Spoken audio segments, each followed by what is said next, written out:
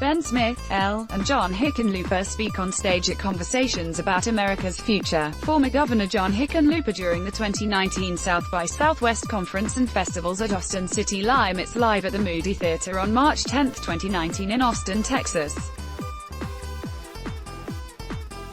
Danny Matson, Getty Images for South by Southwest. Former Colorado Gov.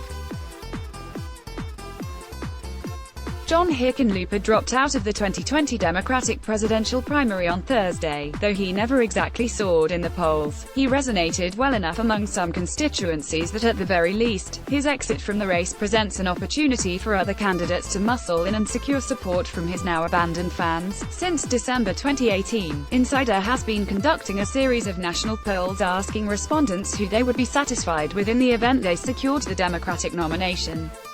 This allows us to determine the degree of overlap between those who like a President Hickenlooper, few as they may be, and the remaining contenders in the race. Among the frontrunners, Biden and Warren are obvious possible beneficiaries. Generally speaking, if someone indicated they liked John Hickenlooper, they were the kind of respondent who was fairly amenable to a wide swath of the field. The most recent polls show that Hickenlooper's support base also have strong affinity for frontrunners Joe Biden and Elizabeth Warren, with more than 75% saying they also like Biden and 71% saying they also like Warren. For context, overall 58% of Democratic respondents would be satisfied with Biden and 56% would be satisfied with Warren, so they enjoy a considerable bump among those Hickenlooper aficionados.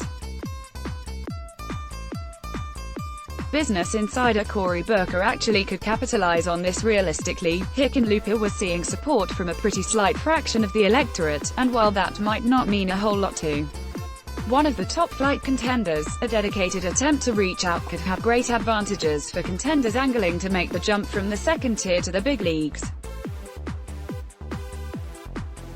Essentially, the candidates who stand to gain the most from Hickenlooper's exit are not the top contenders for the Democratic nomination, but those angling to be.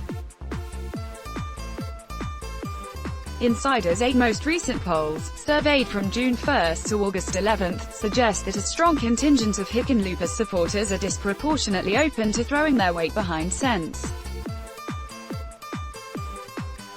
Cory Booker, Amy Klobuchar, or Kirsten Gillibrand. Those polls found that respondents who liked Hickenlooper were 23 percentage points more likely to support Booker than the overall set, and 26 percentage points more likely to support Klobuchar or Gillibrand, compared to Democratic voters overall. Booker had the strongest advantage in the most recent August poll, which found that Hickenlooper supporters liked him 41 percentage points more than the typical Democrat did, a far stronger preference than any other rivals had. Both Booker and Hickenlooper have executive experience, are generally moderate given the range of opinions represented in the primary, and are unquestionably members of the Democratic establishment. On paper, there's something there, though whether Booker capitalizes on it is yet to be seen. Those who have nothing to gain, outsiders and liberals. Meanwhile, the candidates who won't gain anything from Hickenlooper's exit are Tom Steyer and Andrew Yang. Just 7.5% of Hickenlooper's supporters said they also liked Steyer, 7.3 percentage points lower than Steyer's support from the average Democrat, and only 26.3% those who liked Hickenlooper also like Yang. Unlike other candidates with high name recognition, Insider's polls indicate that then Bernie Sanders probably won't benefit either. Hickenlooper supporters don't like him any more than Democratic voters overall do. The long shot with the most to gain, Representative Tim Ryan in recent polls, Rep. Tim Ryan has enjoyed increased satisfaction from the same people who were satisfied with Hickenlooper. They had a bit of a tag team moderate who's not from the coasts thing going on in the second debate, which is probably where that connection emerged from. It's not entirely obvious how Ryan will be able to win over former Hickenlooper backers, but that's mainly because it's not entirely obvious how Ryan will be able to win over literally any voter.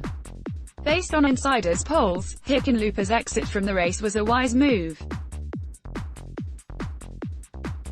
Over the course of 20 polls conducted since December 2018, results show that awareness of Hickenlooper doubled. The recognition came with a catch. Respondents who said they were satisfied with Hickenlooper decreased from an average of close to 25% from the first 5 polls of the year, to under 15% over the last 5 polls, while dissatisfaction increased in step. He quit just in time to develop a national name recognition while also guaranteeing that he didn't overstay his welcome. It was time for him to move on, and an opportunity for his Democratic primary rivals to move up. Let's block ads. Why?